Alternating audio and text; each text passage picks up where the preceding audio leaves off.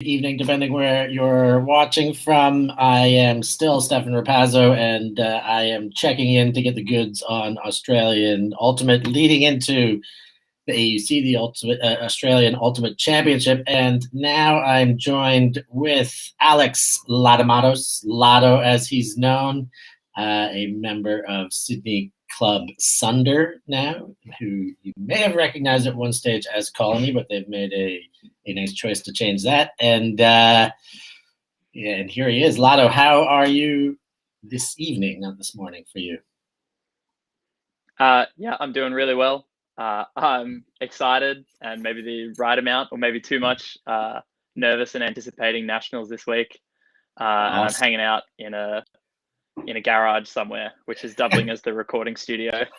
Awesome. Well, I'm happy that you found a place where you can talk to us and maybe keep it quiet, keep it contained, whatever you're doing. I appreciate the effort to get you on here. You are in Sydney, is that right? That's fair to say? Yeah. Okay, yeah. Good. And so let's cut into it here, Laddo. It's been a strange year for many all over the world, Australia included, though. Many from overseas accounts tend to see that Australia's had it a little bit easier. You guys are still playing.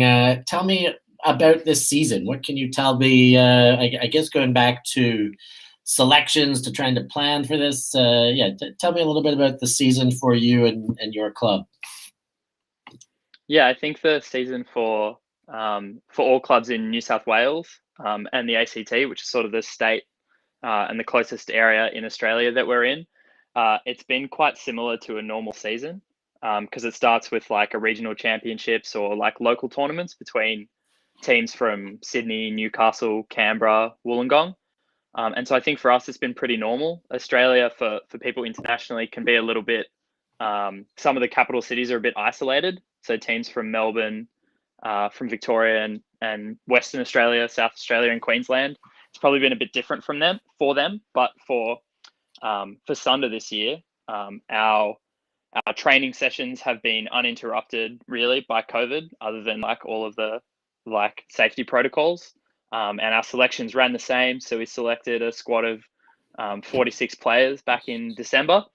And we've been training twice a week ever since. Splitting into two teams. So it's been pretty normal compared to usual seasons, just maybe with like, I guess, luckily, from a money point of view, we've been able to save because all the tournaments have been in New South Wales or in Canberra. Nice. And so Sunder is an evolution, we'll say, of Colony. Colonies had always split their teams. Is there a specific theme of the split this year? I know in the past there's been different ways of doing it, depending on if it's a world year or not. What is the rhyme or reason to the split this year? Yeah, so I think last year we were splitting based on players that were in the Barramundis and the Dingoes, which are the mixed and men's Australian teams. But this year there was a bit of bargaining beforehand, but we split the leadership 3 and 3. And then there was a bit of, I don't know, what do people say, like cattle trading, but after that, it was just a straight draft. Okay. So it's a schoolyard pick this season. Yeah. Wow, that's an exciting way to do it. Could you tell me who the 6 captains were that were initially split? Yep. So that was Alex Shepherd and Alex Gann on one team, and James Bray, Liam Varley, and Mark Evans on the other team. Okay. James Bray, he used to play in Fishwick. I think for one season, and then he was over in Singapore for a few years before moving to Sydney. Okay, he was a one-time Barramundi as well, I believe, back in 2012. No, that's James Lay. Ah, okay, good. Then I'm happy you've called me up on my my missing in action knowledge of what's going on in Australian Ultimate. That's what you're here for, Laddo. Okay, so that's your captaincy. So what is anticipation like right now going into this tournament? There's very few national championships around the world. You've had a fairly normal lead-in, but is the national championship anticipation the same? Is it as most years? Does it differ a little bit? What's going on? What are the feelings? Give me the feels. Yeah, I think two things. One, it feels normal in that it feels like it will be high quality and intense, and most of the same teams are lucky enough to be there. So I think the quality will be quite similar, but obviously missing teams from Perth and from Brisbane, which is really sad. Like more for them, obviously, than for me. Um, but yeah, maybe I can't remember a little bit because the last national championships I played was 24 months ago, and we obviously had our season cancelled last year before we could get to nationals. Mhm. But yeah, I don't know. It feels as someone that's hoping to like lead a club and lead a team, I feel the same expectation and the same kind of giddy feeling going into nationals that I think I used to have, but maybe I'm not sure. Maybe I'm more nervous than I used to, and I just can't remember. Well, I'm excited for you. I feel like those nerves are probably a normal thing for most players and leaders, especially. So I'll say that I'll back you that you're in the right Yeah, place cheers. there. You're getting the right feelings. Uh, so you mentioned Brisbane and Western Australia are both not coming. Are they both for the same reason? This is for COVID protocols, or are they kind of Yeah, separate so reasons? Brisbane just went into lockdown for 5 days, which I think affected some of their travel restrictions. I'm not sure because things have just turned up for Brisbane, so they might try and appeal the decision. So I'm not sure where that will go. But I think for the Perth teams, their um, uh, more hardline quarantine stance for the rest of the states from their government has just made it harder to plan. So I Okay, think the risk for them is that they could come from Western Australia and play, but if like almost anything went wrong, they might have to quarantine for 14 days on the way back. And right. so again, Perth, for people that don't know, is super isolated. So flights always cost the most from that city. So I think they may have just made a decision early that they wouldn't be going to nationals. But I haven't spoken to anyone from Perth specifically about it. But I think that's Okay, probably what factored in to their that decision. that makes sense. I've had a little bit of chat with some of the Queenslanders and the Brisbaneites, so I have some information that there is an appeal underway. So I wish them luck, of course. I think for the good of Mm. everybody. But yeah, it's a tricky year. Uh, let's talk about like on the big stage. Australia is getting opportunities to train, to have lead-in tournaments. Just about to have a national championship.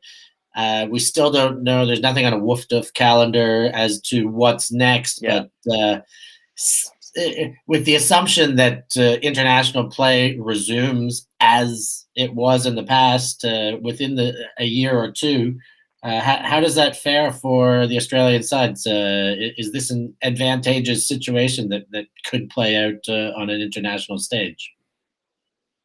Yeah, I think it has to be, or it's really easy for it to be a benefit for Australian competition. Um, and that's I think how I'm looking at it. But I wonder how long the competitive advantage will last because you could look at it from the standpoint of perhaps having like a long-term injury. So players from the Americas or from Europe or whatever. I think that there's always a little bit, and it felt the same for us as well. The first couple games back, you're kind of blowing out the cobwebs a little bit. Sometimes you feel a little bit more cobweb and like less person than normal. But I think that I feel as though it comes back pretty quickly through playing. And it might even be easier for people overseas as well because you're not actually injured. Like you can continue to somewhat train in person. Um, but even if that advantage is small, I think it's still great for Australian Ultimate that we have that opportunity. And I know that lots of people through under 20s and under 24s campaigns are really like sad and disappointed that those campaigns don't go ahead. So I know that there are lots of young players in Australia that are really thankful to be playing right now in the hope that when we get back to international competition, they're still ready to take those next steps or to take it and, show what they've got on the world stage. Nice. I definitely see some advantage there. I'll be pulling for the Aussies once there's a chance to get back at it. They've got a long way to go to catch the US, I think, but I think it Mm, puts them in good stead with the rest of the world to kind of take a step ahead. So that we'll see how that one happens.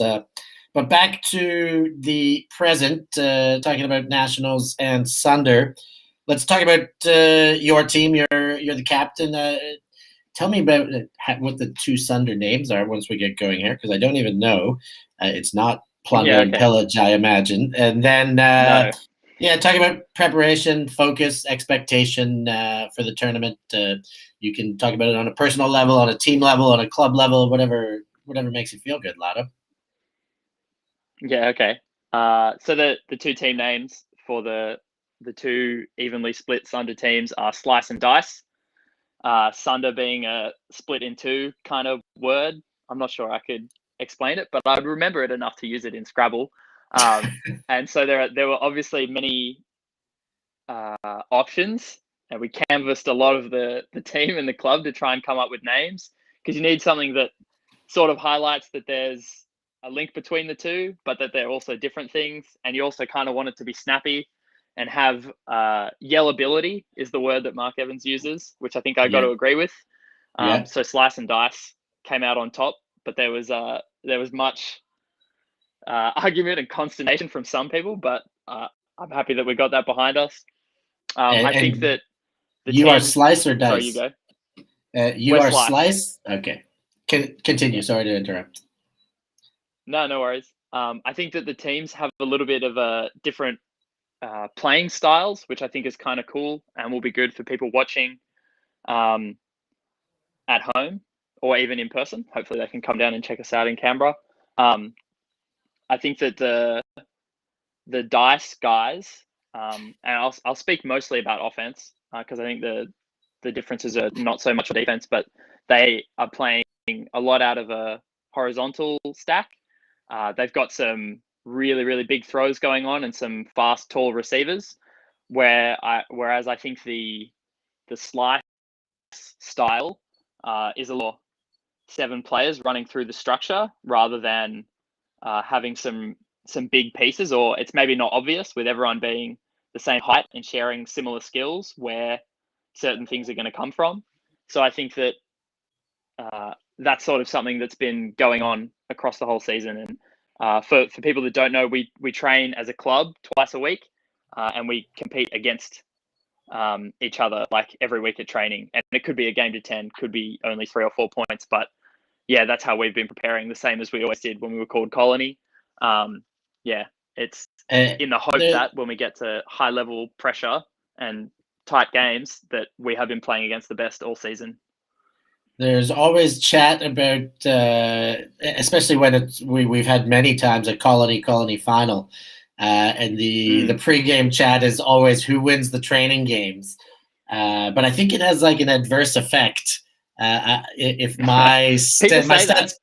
stats, but I always tend to believe that yes, the colony guys keep saying that this team wins all the training games and they've had their number and they've been doing better training, but then the other colony team ends up getting the chip that year. Yeah. Which team is on top in the training series? Yeah, I think that Slice was defeating Dice more often earlier in the season, and Dice has been beating Slice uh, more recently in the last couple of weeks. But it's been pretty balanced back and forth. So I think the only way to answer the question of who's better is on Monday afternoon at the end of nationals. All right. That's when we'll really know. Yeah, I mean, hopefully for the club that you're playing each other, but either way, whoever finishes with a higher placing will tell the tale of the Yeah. tape there. Great. And any players missing, any injuries, any up and comers or veterans to look out for on your squad, or that you've got a good feeling about? I'm going to go with like too many to name. I think Okay. that because the club is so big, like I am really proud of all of our young players that come through each year. We've got a few first year players. And the other thing that I'm really proud of our club about is that we have some first year players in the last couple of years that have been quite older or who have spent time away from the club or not playing Div 1 that jump back in. And I really like because the club is so big, we get such a wide array of experience. both in particular like life experience and frisbee experience. So we've got veterans that are hanging on to their peak or their elite status, and we have young up and comers that are coming out of under 20s or under 24s across the whole club. So I don't want to single anyone out. Awesome. I'll end up forgetting a bunch of people. Yeah, but it's probably a good way as a leader as well. Keep your faceless army faceless and let them all fight for a common purpose. So let's finish off here with a little bit of a crystal balling with you, Laddo, some predictions. And we'll start with the women's division. I think there's 8 teams. So split them in half. Which 4 teams finish in semifinal positions, and then give me a 1 winner. Okay, I think that based on the results that I've seen, the best 2 teams in the country in women's that haven't played each other yet, which could be exciting, would be Manly and Ellipsis. Manly Women's Ultimate and Ellipsis are probably the top 2 teams, but I'm not completely sure about how results have been going in Melbourne. And I think that Rogue came second at New South Wales Regionals, so I put them in the semis. And I think that Factory at home will make the top 4 as well. Putting the ACT in Factory, and of so if you favor Manly and Ellipsis as being a half step ahead of the other 2, who comes out on top in that one? Well, because I know some of the players on all teams, but I'm going to root for my New South Wales team members or friends from Manly Ultimate, and I hope that they can get on top. All right, so Laddo likes Manly to take Ellipsis in the women's division, now the more biased division that you're actually playing in, not even your allegiances. What's going to happen in the men's division? I guess there is no defending champion this year. If Brisbane doesn't come, they are the 2-year defending champs. Yeah. So without a defending champ, give me the same question. Give me the top 4 and who shakes out number 1. Okay. Well, I'm actually going to change that a little bit. Sunder Slice is going to play Sunder Dice in the final, and Sunder Slice is going to win. All right. And who will you both beat in the semis to get there? I don't care. I like to end it that way. That's fine by me. Awesome. Well, listen, Laddo, I was going to call you Alex, which is probably normal too, but I feel which would be rare in the frisbee scene. Yeah, I feel like I've only ever called you Laddo, but I thank you very much for your time. I wish you the best of luck, that your predictions, particularly your predictions for yourself, come true, and you get that sweet taste of victory this time next week or in 8 days from now. But thank you very much for joining. It's been a pleasure to have you on, to hear your voice and to see your face. No worries, dude. It was great speaking to you again. Okay, and thanks for joining us. We'll have some more interviews coming soon. Thanks for staying on board. I'm Stefan Rappazzo for ULTI.TV, and we'll see